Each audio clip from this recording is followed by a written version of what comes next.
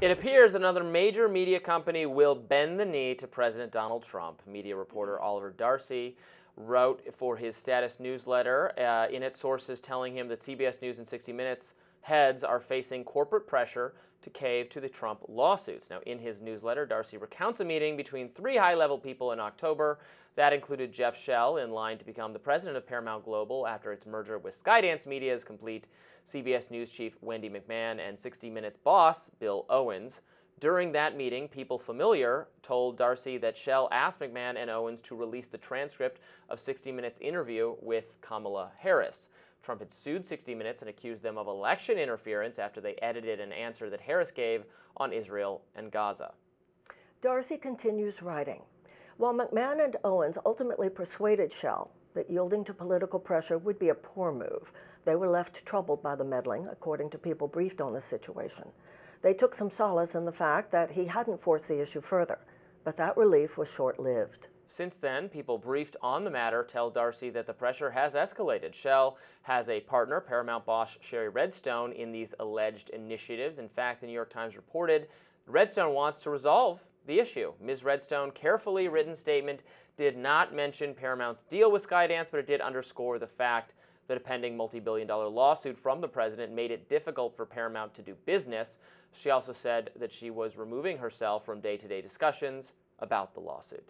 Now, back in January, CBS staffers were outraged at the idea of 60 Minutes settling with Trump. Per Darcy, McMahon and Owens believed that an admission of wrongdoing and settlement would betray their newsroom's principles. If CBS caves, it won't be the first media company to do so. Trump had sued ABC News after anchor George Stephanopoulos said that the president had been found civilly liable for rape, when in fact Trump had been found liable for sexual assault and defamation of E. Jean Carroll. ABC agreed to pay $15 million to Trump's presidential library.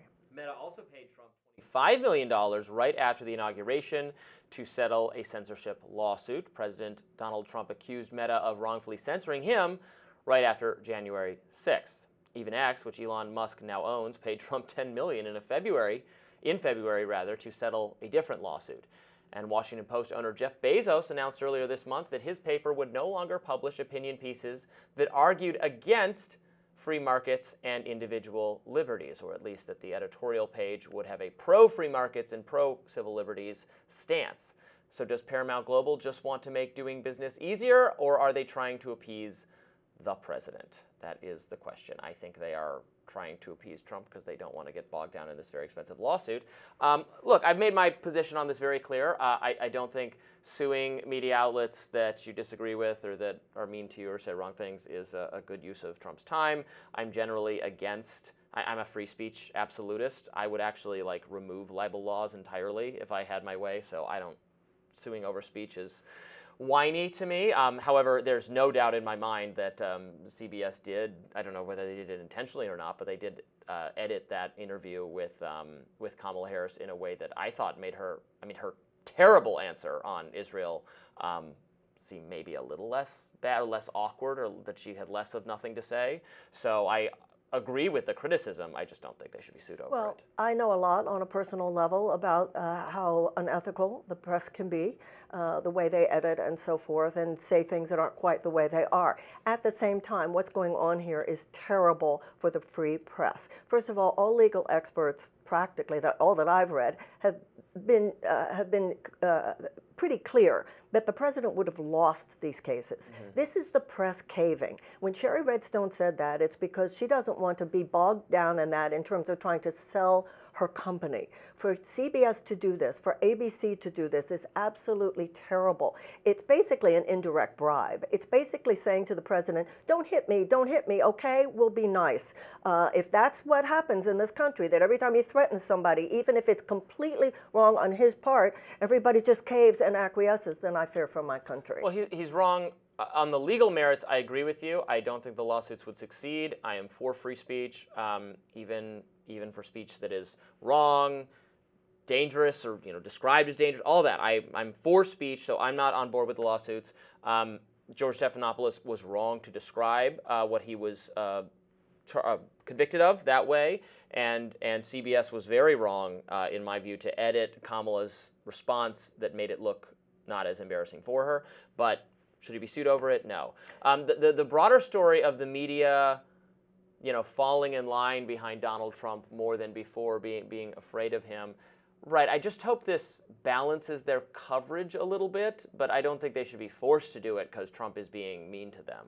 Well, a multi-billion-dollar lawsuit, is an issue. I think a public apology would have been absolutely reasonable. Mm-hmm. And like I said, I've had that kind of thing done to me enough that I understand how wrong it is. This is a matter of a diminishment of journalistic ethics, but the larger issue to me is the president making threats against the press. And you've seen firsthand how, as you're saying, how biased the mainstream media, the purveyors of truth, can be, how difficult, how dismissive, how shutting down and out of alternate perspectives they are. But this isn't going to make them be any less unethical towards a Marianne Williamson, because they know that I couldn't sue them for millions of dollars. Right. So that's what's wrong here. It's the overreach on the part of the president and the very inappropriate heavy-handedness of the president towards the press, and the press not standing up for its principles, not standing up for its freedom. If CBS and ABC are going to cave,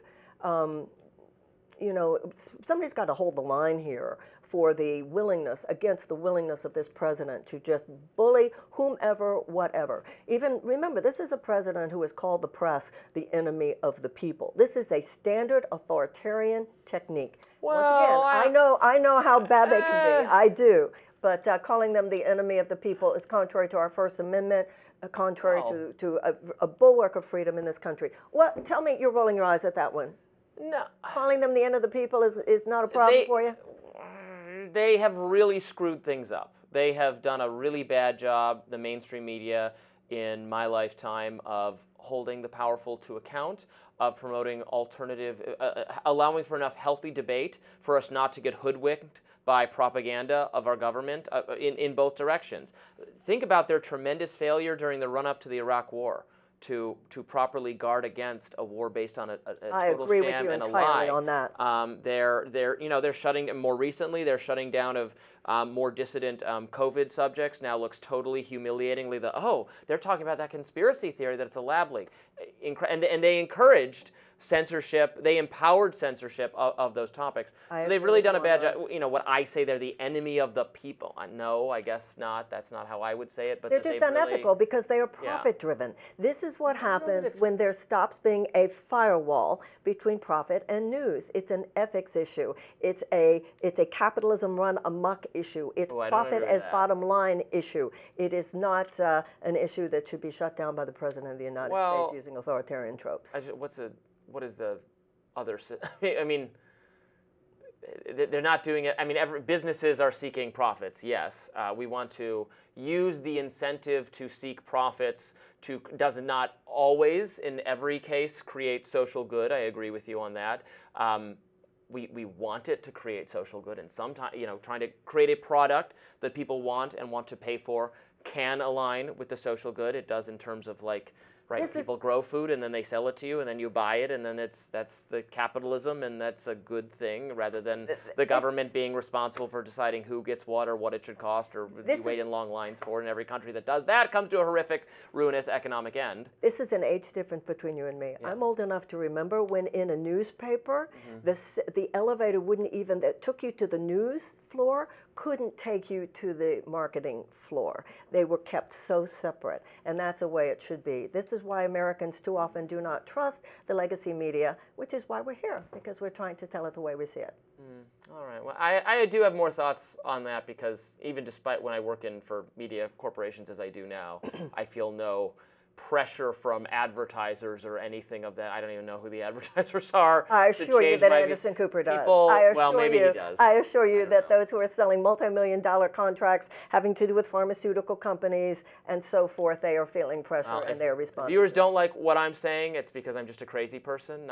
It's because if the viewers don't like what I'm saying, it's because your viewers I'm just a crazy person. Your viewers do. I'm going to want to take the heat from your viewers, but Well, we appreciate you getting into the fire. And I appreciate you too. You're giving me room. Thank you. Lots more to talk about today on Rising. Please stay with us.